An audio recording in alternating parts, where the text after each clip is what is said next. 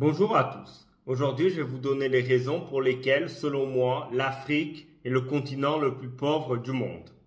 Bon, avant toute chose, je vous invite à liker cette vidéo et à laisser un commentaire sous celle-ci pour aider au référencement et je vous invite à vous abonner à cette chaîne si ce n'est pas encore fait. Si vous voulez me soutenir, vous pouvez également cliquer sur le bouton rejoindre sous cette vidéo et également participer à ma cagnotte Tipeee. Donc, je vais donc vous expliquer les raisons pour lesquelles l'Afrique est le continent le plus pauvre au monde. La première raison, c'est d'abord le manque de productivité des Africains. Et oui, et le dire n'est pas raciste ou xénophobe. Il faut prendre un exemple assez simple. L'Afrique est le continent qui a le plus de matières premières au monde. Mais d'assez loin, Et pourtant, ça reste le continent le plus sous-développé du monde. Eh bien, je suis désolé.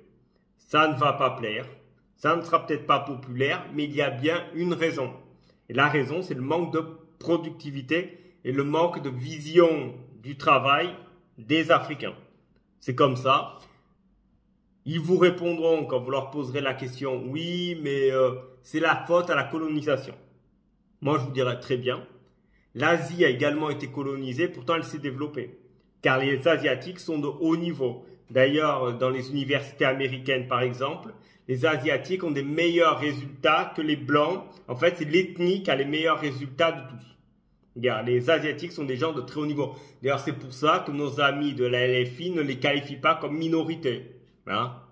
Voilà. Parce qu'en fait, ils ne sont pas assez opprimés, parce qu'en fait, ils s'intègrent et ils travaillent. Voilà.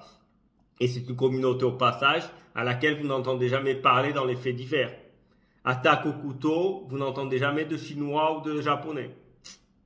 Hein? Ils viennent surtout d'une communauté que l'on ne nommera pas. Mais bon, ça c'est déjà la première raison, c'est qu'ils ont un manque de productivité et un manque d'envie de travailler. Bon, ça c'est légendaire. Hein? Ils sont autant productifs en Afrique qu'en Europe. D'ailleurs, je vous ai déjà publié une vidéo qui le démontre. Preuve à l'appui, hein, notamment taux de chômage, abandon à l'école, bref. Donc voilà. Ensuite, ils ont des politiques à l'image de leur société, c'est-à-dire des politiques nulles et des politiques corrompues qui s'accaparent les richesses du pays. C'est-à-dire, au lieu de redistribuer un peu ce que font d'ailleurs les pays du Moyen-Orient au passage, hein, mais au lieu de redistribuer, de participer au développement de la ville, à l'émulation du pays, par exemple, alphabétiser le pays, améliorer les structures de santé. Mais non, ils préfèrent venir se faire soigner en Europe, améliorer les infrastructures, diversifier l'économie, notamment via l'industrie. Ben, rien que nini, ils ne font rien. En fait, ils s'accaparent, ils donnent ça aux entreprises occidentales, chinoises et américaines.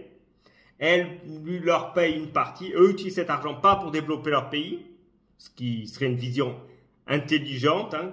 D'ailleurs, le meilleur exemple dans la gestion des hydrocarbures et autres matières premières, c'est la Norvège. J'ai déjà fait une vidéo où je vous prouve qu'il faut faire comme la Norvège, c'est-à-dire avoir un fonds souverain.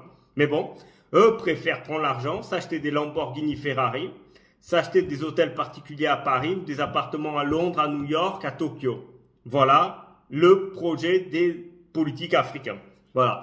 Donc ça aussi explique qu'ils sont nuls. Mais là, les Africains ne vont pas dire c'est que la faute aux politiques. Moi, je pense une chose, tous les pays ont les politiques qu'ils méritent.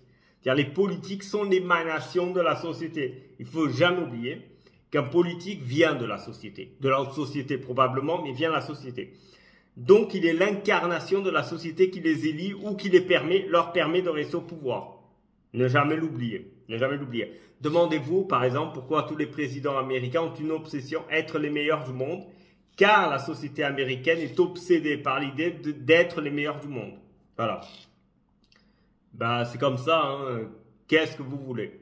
Ensuite, il y a une instabilité politique chronique, hein, coup d'État constant, des guerres civiles, hein, car souvent dans un même pays, vous avez des ethnies qui ne s'entendent pas, hein, ça c'est dû grandement aux frontières de l'Afrique, hein, c'est vrai ça, pour le coup, c'est quelque chose de la colonisation qui est néfaste, c'est que l'Afrique, si vous remarquez, quasiment le seul continent qui a des frontières en ligne droite. Bon, les frontières en Europe, en Amérique du Sud, mais surtout en Europe d'ailleurs, et en Asie, ont été moldées par les conflits, c'est-à-dire l'Alsace a un temps été allemande, puis française, bon bref. Et en fait, les conflits ont moldé des frontières et font qu'il y a une ethnie à peu près homogène dans chaque pays. L'Afrique, non. Vous avez des ethnies qui sont par exemple dans 4 pays différents, ce qui pose un problème. Et vous avez plusieurs ethnies dans un pays qui se battent évidemment pour avoir le pouvoir, car l'ethnie qui est au pouvoir opprime toutes les autres. Hein? Car évidemment, en Afrique, hein, ils ne sont pas connus pour leur grande tolérance. Hein. Même si j'en reviendrai dans une partie de ma vidéo, ils aiment faire les victimes, ils n'ont pas une grande tolérance. Et donc, quand vous n'êtes pas leur ethnie, votre sort n'est pas glorieux. Ce qui amène évidemment à des envies de vengeance. Évidemment, quand vous êtes opprimé, si un jour vous prenez le pouvoir, vous n'allez pas bien traiter ceux qui vous ont opprimé. Et oui. Et donc, cette instabilité chronique fait qu'une entreprise étrangère ne voudra pas s'y installer. Tout simplement. Hein. C'est aussi simple et linéaire que cela, il faut bien le comprendre. Hein. Moi, je sais pas, mais si vous voulez investir dans un pays, imaginons l'Afrique, elle pourrait vous rapporter 100. Et vous avez un pays asiatique ou un pays d'Amérique du Nord ou d'Europe qui vous rapportera 80. Eh bien, malgré tout, vous préférerez investir en Europe ou en Asie, car la stabilité politique vous permet de le faire. Il suffit de voir des statistiques qui le démontrent, ce qu'on appelle l'ambiance des affaires, en fait. La propension ou la facilité à faire des affaires ou pas, ouvrir son entreprise ou pas, au point de vue bureaucratique, logistique, pratique, bref. Tous les pays africains quasiment sont dans les dernières places de la position, du classement. D'ailleurs, demandez-vous pourquoi Elon Musk, rappelons-le, Elon Musk n'est pas américain, il est né en Afrique du Sud, hein, car son père avait une mine de diamants hein, en Afrique du Sud. Hein. Bon, ça va un peu contre le récit du self-made man, hein, c'est pas franchement self-made man, hein, mais ça, je vous ferai une vidéo où je parlerai d'ailleurs de la question du self-made man aux États-Unis. Hein. C'est pas franchement l'histoire qu'on vous raconte. Hein. Je vais vous faire une vidéo plus tard sur ce sujet-là. Je pense que vous allez apprécier. Hein. D'ailleurs, si vous m'avez vu là écrire quelque chose sur un papier, c'est juste pour me souvenir de faire cette vidéo. Ce sera intéressant. Ce sera intéressant car en réalité, ils viennent tous de familles riches. Hein. Mais ça, je vous le démontrerai dans la vidéo. Pas maintenant. Bon. Donc, Elon Musk il s'est dit, je vais aux États-Unis. Pourquoi? Parce que c'est fait pour le monde des affaires. L'Afrique, non. L'Afrique, non. En plus, comme il y a une instabilité politique, ça s'appelle le camp opposé qui prenne le pouvoir, il risque de s'accaparer votre entreprise, enfin bref. Donc, l'envie d'investir en Afrique n'est pas attrayante. N'est pas attrayante, financer les pays africains non plus, car ils ne produisent pas.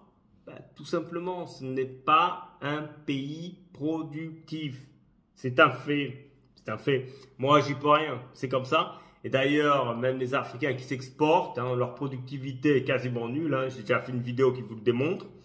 Et surtout, eh bien, les résultats scolaires ne sont pas glorieux non plus. Donc, il y a une raison. Je suis désolé. Ensuite, l'Afrique n'a pas d'université.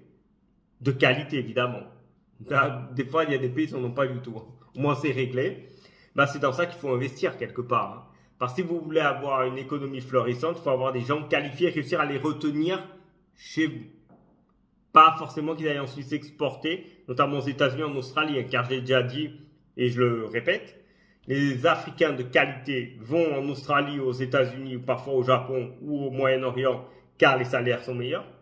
Et le surplus démographique, lui vient en Europe. Donc les analphabètes et les gens non qualifiés, en majorité, évidemment, il y a des exceptions rarissimes. Bon, il n'y a pas d'université, donc si vous voulez ouvrir vous voulez ouvrir une entreprise en Afrique, vous voulez investir en Afrique, bon déjà vous ne pouvez pas le faire pour la raison que je vous ai montré, mais imaginons qu'il n'y avait pas l'instabilité politique et vous le vouliez. Mais bon, se met sur place, il vous faut des gens qualifiés pour produire. Vous n'allez pas importer tout le monde de votre pays. Car financièrement, ce n'est pas rentable. Car le fait qu'ils soient expatriés, vous devrez les payer plus. Donc ça ne sera pas rentable. Donc il faut des gens locaux. Mais si la formation n'existe pas, eh bien vous n'aurez pas d'entreprise, tout simplement. Bah oui.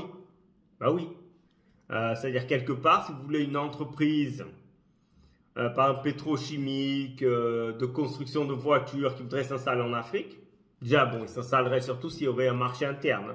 Mais vu l'incompétence des politiques à développer leur pays, il n'y a pas de marché interne, donc il n'y a pas non plus d'intérêt à ouvrir une entreprise en Afrique. C'est ça aussi la vérité. C'est-à-dire que vous ouvrez une entreprise dans un pays s'il y a un intérêt à le faire. Intérêt pratique. Et là, il n'y en a pas. Ça, c'est un état de fait aussi. Et ça, moi, j'y peux rien, je suis désolé, mais c'est comme ça. Donc, le fait qu'il n'y ait pas de formation, fait que vous n'avez pas d'industrie. Car il vous faut des gens qualifiés pour y travailler.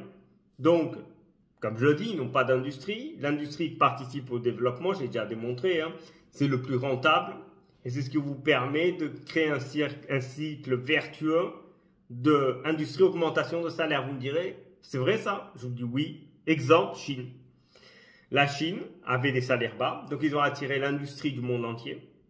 L'industrie étant le secteur de l'économie le plus rentable, et bien aujourd'hui, le salaire des Chinois a augmenté. Et ils ont un pouvoir d'achat, la Chine évidemment a 1 milliard d'habitants, mais ils ont un pouvoir d'achat équivalent au pouvoir d'achat américain. Pas tous, c'est-à-dire le total. Le marché interne chinois est aussi fort que le marché interne américain ou européen. Et ça continue. Et en fait, ça c'est dû à l'industrie. Comme l'Afrique n'a pas d'industrie, eh bien, c'est le résultat que l'on voit. Après, pour avoir l'industrie, il faut avoir des infrastructures, il faut avoir des voies maritimes pour transporter les marchandises, il faut avoir des voies ferroviaires, des voies routières, des infrastructures de stockage. Il n'y a rien. L'Afrique a laissé à l'abandon. D'ailleurs, j'ai vu une fois un documentaire en anglais où un Chinois dit à un Africain, a raison, vous avez été bête. Bon, il n'a pas tort. Et il dit, les Britanniques, c'est dans un pays qui avait été anciennement britannique, je crois c'est l'Éthiopie, et il dit, les Britanniques vous ont laissé des infrastructures fonctionnelles et vous, au lieu de les exploiter, vous les avez laissées à l'abandon. Et c'est vrai, si vous vous rendez en Afrique, les voies ferroviaires sont encore les mêmes qu'à l'époque coloniale, c'est-à-dire complètement à l'abandon, complètement vétustes. Voilà. Et donc tout ça, évidemment, fait qu'il n'y a pas d'industrie, il n'y a pas de ça. Et l'industrie, comme je vous dis, ça tire les salaires vers le haut, notamment la recherche et développement. Et donc, comme vous n'avez pas d'industrie, comme les salaires ne se tirent pas vers le haut, comme il y a un taux de chômage élevé, la conséquence, c'est qu'il y a ce qu'on appelle une fuite des cerveaux. C'est-à-dire que les gens intelligents iront, je l'ai dit, aux États-Unis, au Japon, en Australie, au Moyen-Orient, pour travailler. Donc, ils apporteront de la valeur ajoutée aux autres pays. Donc, éventuellement, vous les formez, et ensuite, ils vont travailler chez les autres. Et oui, car l'environnement politique et économique de l'Afrique ne le permet pas. Ensuite, les Africains sont connus pour leur victimisation constante. D'expliquer qu'ils sont victimes de racisme, moi je veux bien. Alors pourquoi viennent-ils en Europe si l'Europe est raciste? Moi je ne sais pas, mais si je vais quelque part et que je sens de la xénophobie, tout simplement je rentre chez moi. C'est aussi simple et linéaire que cela. Et en fait, la victimisation constante a un défaut, c'est qu'elle ne vous pousse pas à vous surpasser. C'est-à-dire quand vous vous dites c'est la faute des autres, eh bien, vous vous dites aussi, je n'ai pas besoin de travailler si c'est les autres. Bah oui, si ma faute de qualité, de richesse, de prospérité n'est pas de ma faute, mais la faute des autres, eh bien, je vais dire, en fait, c'est la faute des autres, donc je suis impuissant, donc je ne peux rien faire, donc laissons couler. Eh ben non. Et un peuple, par exemple, qui se victimise notamment sur la colonisation, par exemple, des gens qui ne vont pas vers la victimisation, c'est par exemple l'Asie, les Asiatiques. Les Asiatiques se développent, car ils se disent, je suis maître de mon destin, ce n'est pas la faute des autres, si quelque chose est moins bien fait, c'est ma faute à moi, donc je vais travailler pour améliorer mon pays. Voilà. Les Africains, non. Ensuite, évidemment, ils ont une gestion financière désastreuse, un taux d'endettement de fou furieux. Comme ils n'ont pas d'industrie, ils n'ont pas de patrimoine, ils n'ont pas de collatéral, donc ils ont en plus des taux d'emprunt extrêmement élevés, ce qui n'aide pas. C'est un pays déjà mauvais si en plus des taux d'emprunt sont nuls. Leurs monnaies sont fluctuantes et très faibles par rapport à l'euro et au dollar, et beaucoup de leurs dettes étaient mises en euros et en dollars. Ce qui n'aide pas au paiement, notamment si votre monnaie dévisse un peu. Et aussi leur gestion financière par rapport à la Chine. Ils font... En fait, la Chine, par exemple, la Chine. La stratégie de la Chine est assez simple. C'est qu'ils prêtent de l'argent à un État africain. L'État africain va comme souvent mal le gérer. Les politiques vont souvent même détourner cet argent au lieu de l'utiliser pour développer leur pays, les infrastructures et tout ça. Ils vont l'utiliser pour leur enrichissement personnel. Et oui. Eh bien, ensuite, ils ne pourront pas payer. La Chine dira très bien, nous prenons une partie de votre port, une partie d'une entreprise ou des terres agricoles. Et en fait, c'est comme ça que la Chine s'implante en Afrique pour ainsi exploiter les matières premières et ensuite les importer en Chine, les produire des produits manufacturés en Chine et les vendre aux pays de consommation. Voilà. Et ça, ce n'est pas la faute aux Chinois, on ne peut pas les censurer. Les Chinois sont très bons dans le commerce. D'ailleurs, historiquement, les Chinois ont toujours été très bons dans le commerce. Eh bien, les Africains, en fait, la nullité de leur gestion financière amène à une soumission à l'Europe, aux États-Unis, et à la Chine et un peu à la Russie aussi. Donc, en fait, c'est leur mauvaise gestion qui permet cela, tout simplement. Voilà, c'est selon moi les raisons pour lesquelles l'Afrique est un continent pauvre, tout simplement. Pour moi, il n'y a pas 56 raisons. Il y en a plusieurs et je vous les ai expliquées ici. J'espère avoir été assez explicite. Si tel n'est pas le cas et si vous avez des questions ou des doutes, je vous invite à les laisser en commentaire. Merci à tous et à très bientôt.